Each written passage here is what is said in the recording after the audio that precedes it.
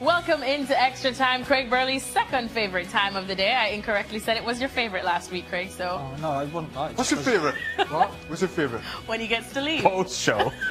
My favorite time of the day? 7:30 when you're teeing up. Come on, there you go. I've seen it. That's Well, that a bit- first That's beer. a smile. Was it That's the a smile. first beer? 7:20. At 7:45. 7:20. All right, let's get into the first 7:20 question on the then. tea time. The first question coming from Sir Ted Lasso. We know him quite well. Which Premier League title contender needs to strengthen the most before Thursday? Who are the Premier League contenders exactly? Well, yeah, tell us who the In your contenders are. We'll opinion. give you an answer.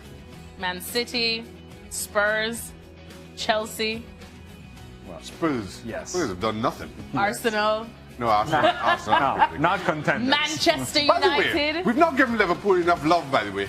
Okay, so give Liverpool some love. So they don't need Got to a lot of strengthen. love for Liverpool. They're not one of the teams that need to strengthen. Yeah. That's all the love you're going to give Lots of them? love coming out of Liverpool. What about for Man United, Shaka? What They're more love? contenders. Looking like contenders. Yeah, I think they're in the best shape. Have they not strengthened? They've strengthened I quite think a they're in the bit. best shape. They've strengthened She quite just a wants bit. to talk about Why do you United. keep having to go to Man United? I don't know, she just Gab wants to, she just wants to Marcati talk about is also with United. us. That's all. Gab, what do you make of the question? Who do you think needs to strengthen? Well, I think the ones who are going to be busiest between, if you don't want to include Arsenal because you don't consider them contenders, but of the other five, the ones who are going to be busiest, I think it's Chelsea are going to try to add some depth, locking up Oxlade-Chamberlain, and I think at least one other player, probably a midfielder. Liverpool, of course, they're hoping to seal the Naby Keita deal for 2018 and add somebody, and that could also all change if they end up selling Coutinho. They're still hoping, I think, to bring in Lemar, maybe Van Dijk if they can. So I think those guys are the ones with the most to do. As you guys said, United, especially now that Zlatan's going to come back, I think they feel that they're sitting pretty. City as well, pretty complete squad, so it's not them. And Spurs, I think, one more addition, hoping between now and the end of the window. All right, let's move on to the next question now. This one's from Oz. He says City is favourites to win the Premier League, but they're not looking solid like Manchester United. A draw, 2 matches won in the last minute. What do you guys think? Not looking as solid as they should be? Well, not looking as anywhere near as solid as they started last season. Let's remember how good they started last season. That the win against Manchester United had everybody kind of waxing lyrical about them, and then they fell off. Look, this is quite clearly a marathon, not a sprint. It's not been a great start, but at the same time, there's no reason to panic. You're happy with the squad. You're happy with what's to come. I don't see why you should start writing them off. Not after 3 games. Whoever Oz. He's not written them off. He just says they're not looking as solid. Is he the only one that notices that? Yeah, on the planet, yeah. You said last week, Craig. You said last week that they don't look as solid as they should, based on how much they've spent this summer. No, well, Mendy got his first game at the weekend. Silva got his first start in the Premier League, I believe. The only thing I think that's happening at the moment, and there's no doubt United are strong, by the way, is that I think he's trying to find the right balance with the right people. He tried the 2 up front the first couple of games, didn't quite work, left Aguero on the bench. He's got to figure out how he's going to get all the pieces of this very good attacking jigsaw in the right place. Once he does that and figures that out, which hopefully for them will be quickly, I think you'll see a much better and slicker City side going forward. You're not going to win the Premier League in the first 3 games of the season. However, you can go a long way into putting yourself in a situation like Arsenal is right now, where they're saying, okay, this is all over without even having the season started. So if you're Manchester City, you take the result that you've gotten so far, you take this time in the international break, and then hopefully you get some sort of shape going into the next game in the regular season. And then Manchester City is going to be better than what they have been, and at some point somebody's going to challenge Manchester United. They're going to play a team that is actually going to put them to the test, and we'll see how they react then. For all the players that they've signed, the best player is still there and has been there for a while. It might look a bit different these days, but David Silva is, when he ticks, City tick quite often, so he's a huge part of that plan. It's a beautiful haircut he's got. I can't get my head around watching him with that shaven It head. don't look right. It don't look right, does it? No. It don't look right. Deduct him points for that haircut. I agree. I will not judge you for that. Sign a sort of barber. haircut. That's what City should Tell do. me something. I don't think City should do this transfer window. Sign a good barber. Somebody, we did what was that thing we did earlier? Digital. The top Yes, our 10 hits. players of the weekend. Player rankings. Somebody, stinks in Man United around here. Somebody at an editorial had Marcus Rashford in the top 10 players. Yep. He came on and he did his part as a sub.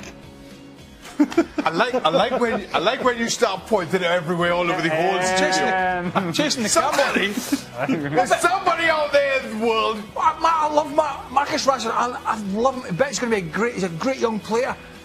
But he only come off the bench and scored against Leicester. So he did And his somebody part. from editorial shoehorned him into bloody top 10. I mean,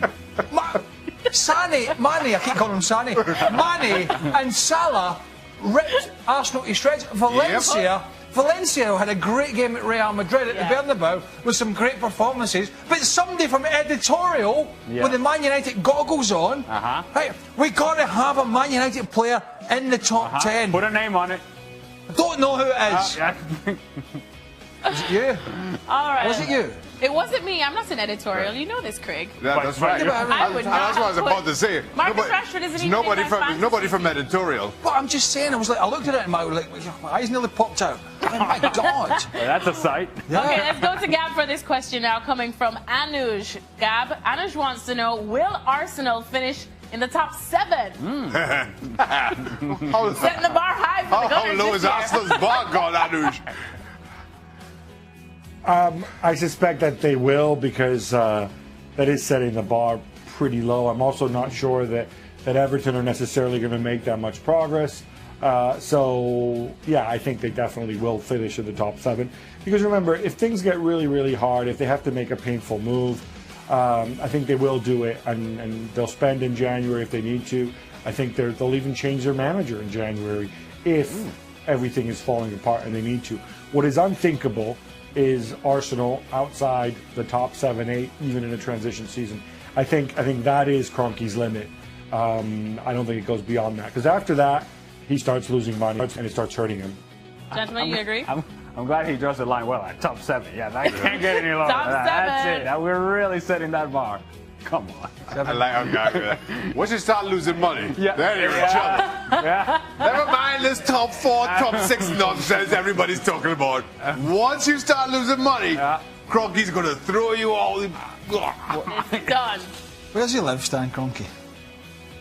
It's not my neighbour. Not mine either. Might be Gab. I was sitting somewhere saying, are we 7th yet? Are we 7th Are we yet? losing money yet? Seventh yet. There's a phone that rings when they go to Is 7. that long enough today? That's long enough. I'm not sure if it beats our 9-minute record. How but is this anyways. affected? How is this? Craig Burley here with me. We are talking about Liverpool, Craig, with just a bit of time left in the summer transfer window. Liverpool seems to be closing in on Leipzig's Naby Keita. Counting the days. You are counting the days. You cannot wait. So what do you make of this one, if they do indeed get I him? think Jurgen Klopp can't wait, and a lot of the coaches are all complaining about it. But yeah, they have been in the headlines. Liverpool, obviously, for the Coutinho reason and the Barcelona interest. But Keita coming from RB Leipzig, described by one of the other coaches in the Bundesliga as like having 2 players. Yeah. You know, he can play. He plays centrally, but he's a bit. I wouldn't say he's like Kante from Chelsea, but exactly. But he's got that energy. You know, he can do lots of different things. He can protect the back 4. He can get forward. He can get out wide. He's got so much energy in there, and I think that would add to what they had at the weekend. If you look at the way Chan performed, the way Wijnaldum performed. The way Henderson performed.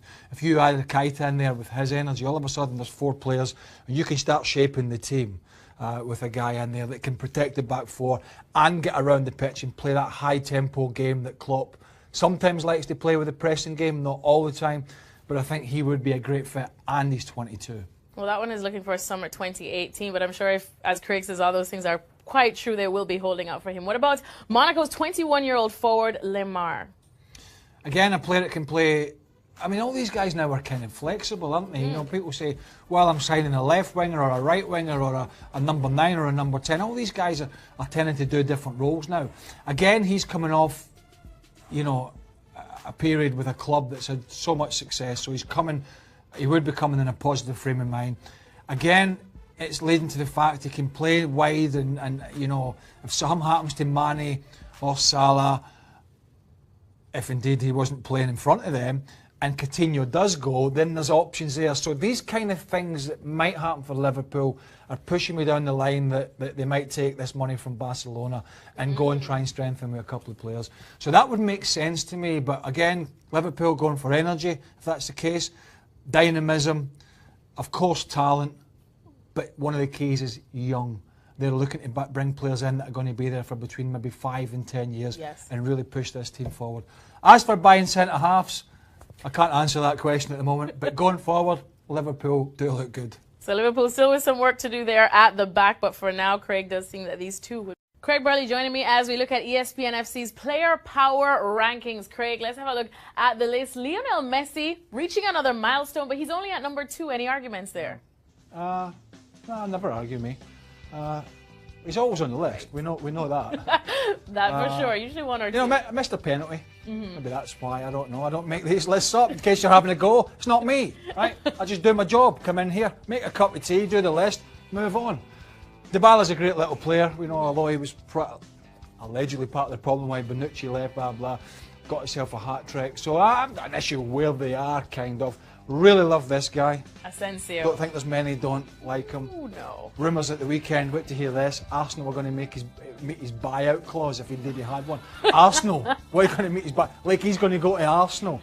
Anyway, he's just going to get better and better. So, fantastic young player, so exciting to watch. Firmino had a good weekend as well. Yeah, Klopp talked about that in his after-match interview, how he loves his movement, and that allows the Manes and Salahs of this world of late to go and find space because he drags centre-halves around. And you'd have liked to see them on the list, right? Obviously got his goal. Well, I'll get to that in a minute. But Alvaro Morata's starting to find his feet at Chelsea, who've also found their feet at the moment after a disastrous start against Burnley. But they're looking for more players in the transfer window as well. Robert Lewandowski, I think, is the best striker in Europe, potentially the world. You know, if Real Madrid had him, Benzema had a lot of stick at the weekend. People said he was wasteful. This guy is fantastic. And of course, Cavani might be front of this wonderful front three if the transfers can be done. And that's going to be exciting. But let me get to this one. Sorry if I'm not going to touch on Timo Werner, but I have to touch on Marcus Rashford. Right? And I'm a big fan of Marcus Rashford. I'm a big fan of young players coming through and expressing their talent. And I think he's got a really good future. But somebody, somewhere, in selecting this, has got Man United goggles on, right? Because how can you have a player coming off the bench against Leicester, who are not the best, they're all right, and scores a goal, and he's in the list, yet Liverpool, and I'm just picking one team, the two guys you mentioned there, Sané and Salah. Mane and Salah, were outstanding, right? I know it was Arsenal Liverpool, they ripped them to shreds, scored a goal each, they're not on the list. Chan, Wijnaldum, fantastic. Yeah. Henderson, great. The Valencia 11 that went to the Bernabeu and could have won the game. They played, I mean, there's quite a few of those Valencia players could have made it in. But no! Marcus Rashford is in because somebody somewhere in this basement has got the Man United goggles on. Get a grip. Super performance for him. Well, I get that. But you could argue that Arsenal are a okay team as well, like Leicester now. Probably no. But did Mane or Salah come off the bench when players were tired? No, they ripped them to shreds for almost the whole game. So get the goggles off and start selecting properly. And if you're not happy with that, get somebody else to do it.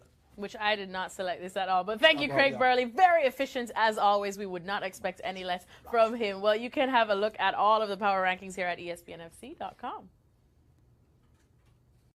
Arsenal and Chelsea seem to have agreed a fee for Alex Oxlade-Chamberlain. Craig Burley is here with me for this one. Craig, what do you make of this deal? Where do you see Oxlade-Chamberlain fitting in at Chelsea? Because sure, he'll add depth, but is that really what he wants? I don't get this transfer, if it happens, from either point of view, from either party. One, not because I'm not a fan of Oxlade-Chamberlain. I think he's a talented player, he's an international. But one, he needs, well, I think he wants to get out of Arsenal. They've offered him a contract, I believe. But two, he needs to play. You know, he needs to play regularly. He's 24. And he really has to go somewhere where he's going to almost, well, probably get a game week in, week out. That ain't happening for me at Chelsea. So I just don't get it. I don't understand it. Is he just desperate to leave Arsenal, which now looks like a sinking ship? Well, I mean, only he could answer that. I think there's a few, or 2 or 3 certainly in that category. Alexis Sanchez would be one.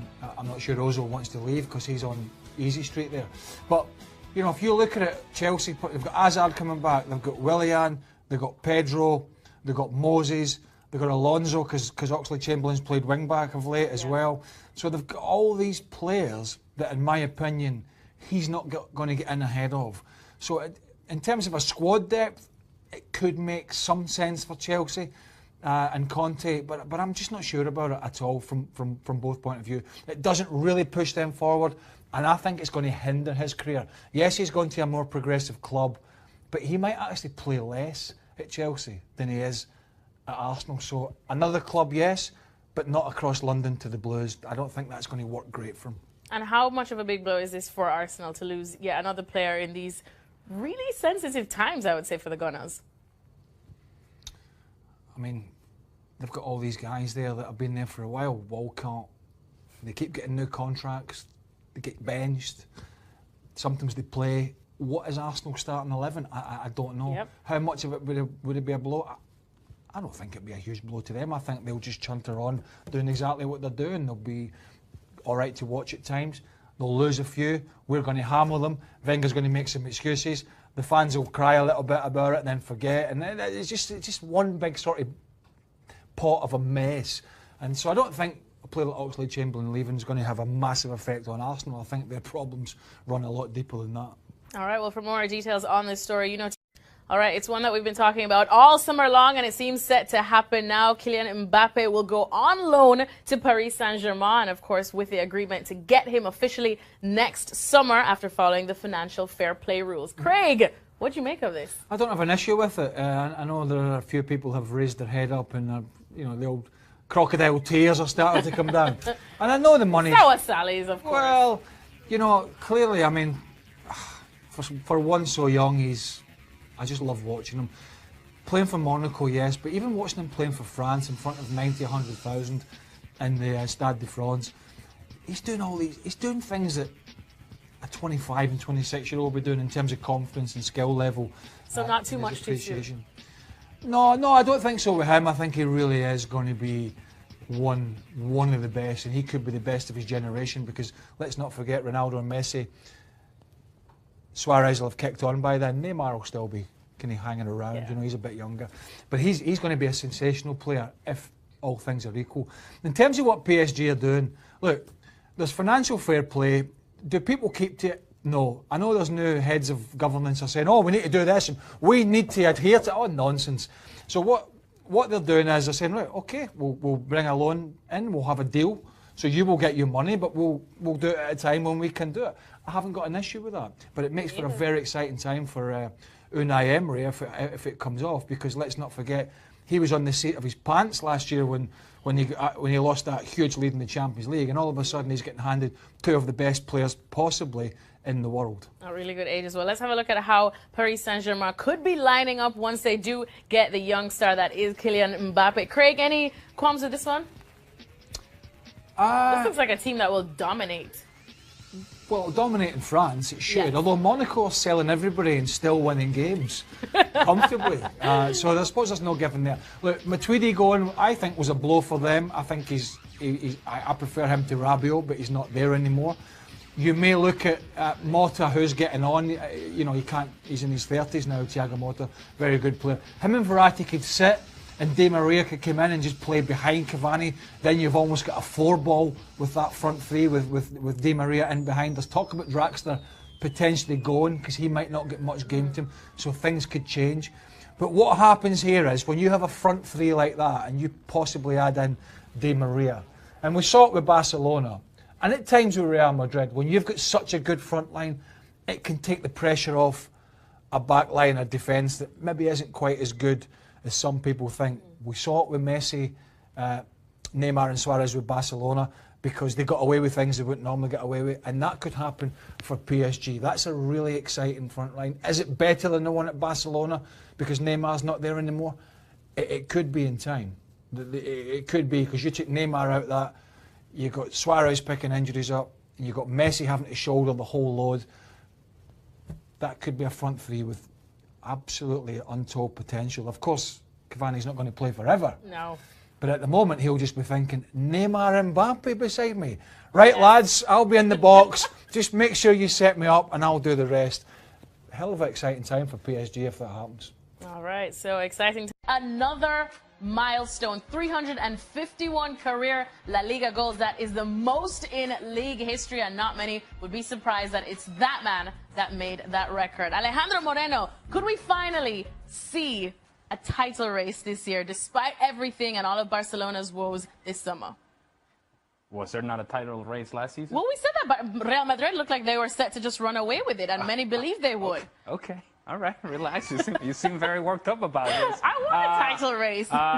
Well, look, Real Madrid drew over the weekend against Valencia. That allows Barcelona some life and some room for mistakes. Now, Barcelona, who we thought, okay, well, they're just going to fall off the pace. They start the season 2-0. They get 6 points. Now they're going to international break. It's very important what happens this week because there are holes in that team. I mean, the front three for Barcelona this past weekend was Gerard Deulofeu, Lionel Messi, and Sergio Roberto. Well, that's not Neymar, Luis Suarez, and Lionel Messi, right? So there is a difference there.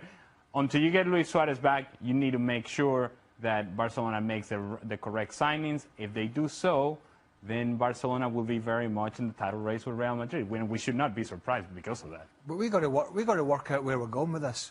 10 days ago, Barcelona were a disaster if you sat in this studio. Now all of a sudden they're beating Alaves, and we're trying to work out if there's going to be a title race or not. Just a little bit more life. Well, I mean, I said 10 days ago, Barcelona was imploding, and they're going to dig a hole and just go down, and we're never going to see them again. Now all of a sudden, Lionel Messi beats Alaves, not Barcelona, and the title race is back on because Real Madrid, they drew. Yes. Well, in La Liga, So I would suggest that in La Liga, you only have so many mistakes available because of what we've seen in the past. Now, that's assuming that Barcelona gets the players that we think they're going to get. If they don't, then I don't think it's going to be a title race. I think it's going to be all Real Madrid all the time. However, you assume that Barcelona will take some steps going forward.